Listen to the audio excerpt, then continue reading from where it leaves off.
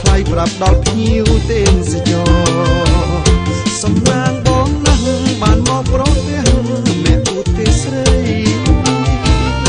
ពិតជាវាសនាចាថាមាននិស័យជប់ស្រីបងចិត្តបងជុំពេញបងប្រាថ្នាស្ម័គ្រក្រមុំអង្គរំដួលបងអើយសូមឆ្លើយតបតគុំងងនឹង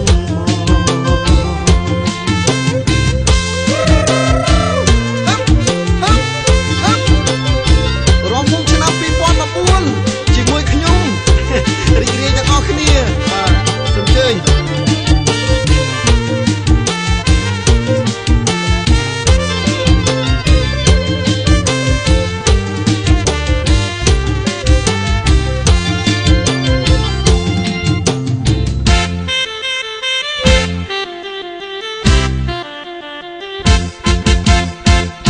ឃើញអូនញញឹម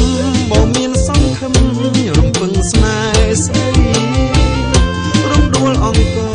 អូនមានចិត្តប្រណីព្រមនិយាយឆ្លើយឆ្លងបងនឹងរក្សាថែថ្នាក់ថ្នមការរំដួលទាំងតងពេលនេះសារភាពប្រាប់អូនតាមត្រង់បងលងស្នេហ៍អូនហើយក្រមុំសៀមរៀបមិនខ្ពស់មិនទាបអត់គ្រប់លក្ខខេណាឆ្លល់មាត់រលោងសំនឹងដួងនេតាខ្លាដូចពេជ្រឆ្នៃនាងមគ្គគុទេមានច្រើនចំណេះចេះដឹងប្រពៃរៀបរាប់សាវតាអង្គថ្លាថ្លៃប្រាប់ដល់ភ្ញៀវទេសច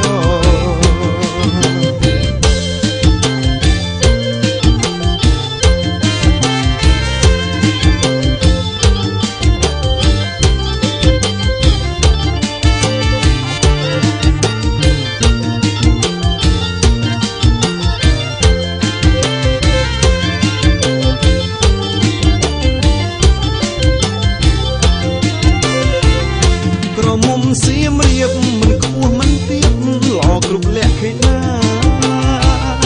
ឆ្លល់មាត់រលោងសំនឹងដួងនេត្រាថ្លាដូចពេជ្រឆ្នៃ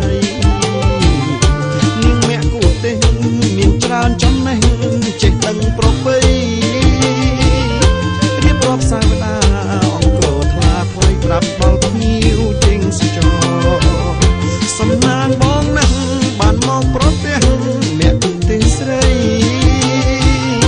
ពិតជាវាសនាចាថាមាននិស័យជប់ស្រីបវរចិត្តបងជុំពាំងបងប្រាថ្នាស្ម័គ្រក្រមុំអង្គរំដួលបងអើយសូមឆ្លើយតបតគុំងងនឹង